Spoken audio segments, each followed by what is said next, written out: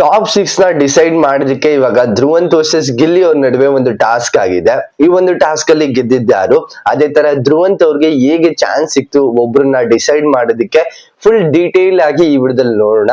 Video start ಮಾಡೋಕ್ಕಿಂತ ಮುಂಚೆ ನೀವೇನಾದ್ರೂ ಹೊಸಬ್ರಾಗಿದ್ರೆ ಚಾನಲ್ ನ ಸಬ್ಸ್ಕ್ರೈಬ್ ಮಾಡ್ಕೊಂಡು ವಿಡಿಯೋ ಒಂದು ಲೈಕ್ ನ ಮಾಡಿ. ಅದೇ ತರ ಇವಾಗ ಮೈನ್ ವಿಷಯ ಬರ್ತೀನಿ. ಆಲ್ರೆಡಿ ನಾನ್ ನಿಮ್ಗೆ ನೆನ್ನೆ ಲೈವ್ ಅಪ್ಡೇಟ್ಸ್ ಅಲ್ಲೇ ಧ್ರುವಂತ್ ವರ್ಸಸ್ ಏನೊಂದು ಗಿಲ್ಲಿ ಅವ್ರ ಟಾಸ್ಕ್ ಏನಿತ್ತು ಅದ್ರಲ್ಲಿ ಯಾರು ವಿನ್ನರ್ ಆಗಿದ್ರು ಅಂತ ನಾನು ಆಲ್ರೆಡಿ ತಿಳಿಸ್ಕೊಟ್ಟಿದ್ದೆ. ಟೆಲಿಗ್ರಾಮ್ ಗ್ರೂಪ್ ಲಿಂಕ್ ಬಂದು ಡಿಸ್ಕ್ರಿಪ್ಷನ್ ಇರುತ್ತೆ. ಯಾರೇನು ಜಾಯ್ನ್ ಆಗಿಲ್ಲ ಜಾಯ್ನ್ ಆಗಿ, ಇದಕ್ಕಿಂತ ಮುಂಚೆನೆ ಅಲ್ಲಿ ನಿಮ್ಗೆ ಲೈವ್ ಅಪ್ಡೇಟ್ ಸಿಗ್ತಾ ಹೋಗುತ್ತೆ. ಈ ಒಂದು ವಿಷಯದಲ್ಲಿ ಬರೋದಾದ್ರೆ ಇವಾಗ ಪ್ರೋಮೋನು ಕೂಡ ಬಂದಿದೆ.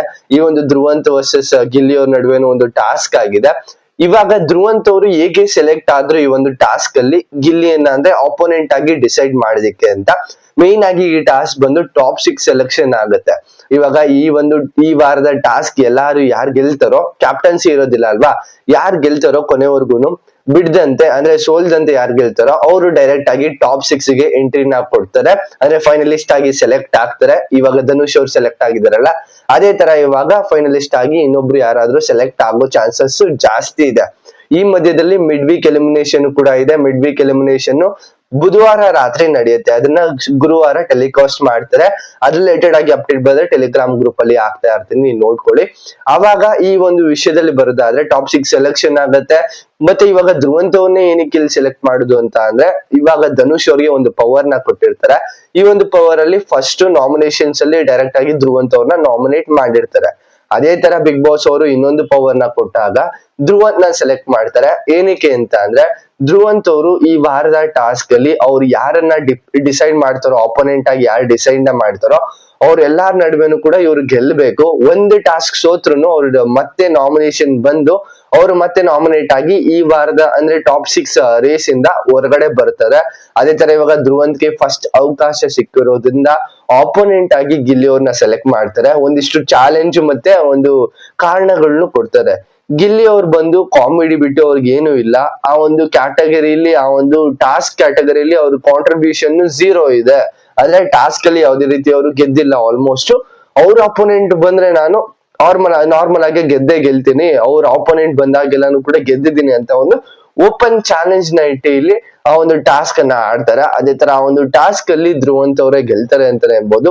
ಇವಾಗ ಗಿಲ್ಲಿ ಅವರು ಆ ಒಂದು ಟಾಪ್ 6 ಏನೊಂದು ಸೆಲೆಕ್ಷನ್ ಟಾಸ್ಕ್ ರೇಸ್ ಇಂದ ಔಟ್ ಆಗಿದ್ದಾರೆ. ಅಂದ್ರೆ ಟಾಪ್ 6 ಗೆ ಎಂಟ್ರಿ ಆಗಿರೋದು ಅಂದ್ರೆ ಟಾಸ್ಕ್ ಇಂದ ಎಂಟ್ರಿ ಆಗೋದ್ರಲ್ಲಿ ಔಟ್ ಆಗಿದ್ದಾರೆ. ಇನ್ ಮಿಕ್ಕಿದ ಕಂಟೆಸ್ಟೆಂಟ್ ಜೊತೆ ಧ್ರುವಂತ್ ಅವರು ಸೆಲೆಕ್ಷನ್ ಮಾಡ್ಕೊಂಡು ಅವ್ರು ಆಡ್ಬೇಕಾಗಿರುತ್ತೆ.